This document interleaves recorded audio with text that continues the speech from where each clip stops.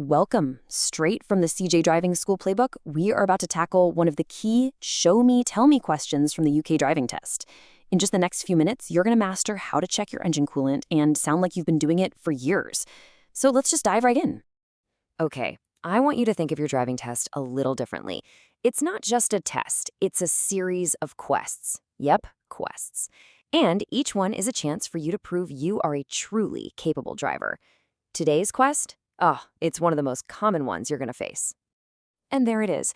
That's the exact phrase, word for word, that the examiner will use. Now, I know it sounds a bit technical, right? But don't you worry, we're going to break this down into super simple, easy to remember steps. By the end of this, you'll be able to answer with total confidence, no sweat. All right, first things first, we have to actually get under the bonnet, or, pop the hood. For a new driver, this can feel like lifting the lid on some kind of mysterious box.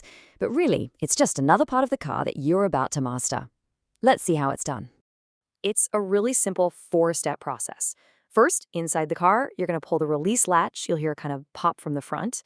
Then, you walk around to the front of the car, find that secondary safety catch right under the edge of the bonnet, and release it. Lift it up, and finally, secure it with the prop rod so it stays open safely. Easy as that. Now hang on, before we go any further, this is probably the single most important rule of this whole process. Seriously, the coolant system gets pressurized and incredibly hot. You should never, ever attempt to open the coolant cap when the engine is warm or has been running. Always, always check when it's cool. Safety first, right? Okay, so with the bonnet open and the engine cool, you're looking for the coolant tank. Don't get overwhelmed by all the wires and different parts in there. Your target is a whitish, kind of semi-transparent plastic container.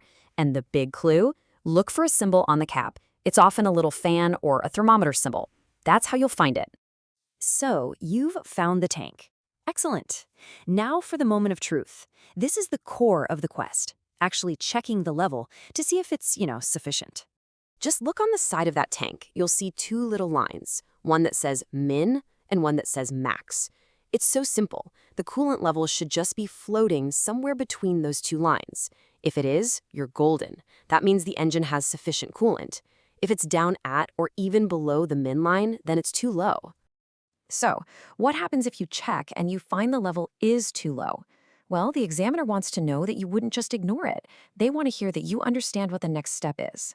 So, here's exactly how you'd explain the fix. You'd say, first, with the engine cool, I'd slowly unscrew the cap. Then I'd top it up using the correct type of coolant for this car, pouring carefully until the level is back between the min and max lines. And make sure to add that you wouldn't overfill it.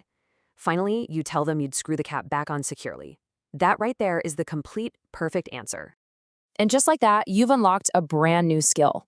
You see, this isn't just about passing a test, it's about building that real-world confidence, knowing your car, and knowing exactly how to handle these vital safety checks. Let's do a quick recap. You've just learned how to safely open the bonnet, how to identify the coolant tank, check the levels like a pro, and explain exactly how to fix it if it's low. That is a huge step forward. And this is really what we believe at CJ Driving School. Every single one of these small skills, they all add up. You're building this foundation of knowledge that's going to serve you long after you've torn up your L plates. You're learning to be a safe, confident, and capable driver for life. So, you've conquered the coolant quest. Awesome. The question now is, what's next? Whether it's checking the oil, the brake fluid, or the tires, just keep that curiosity going. Keep learning, and we'll see you for the next explainer.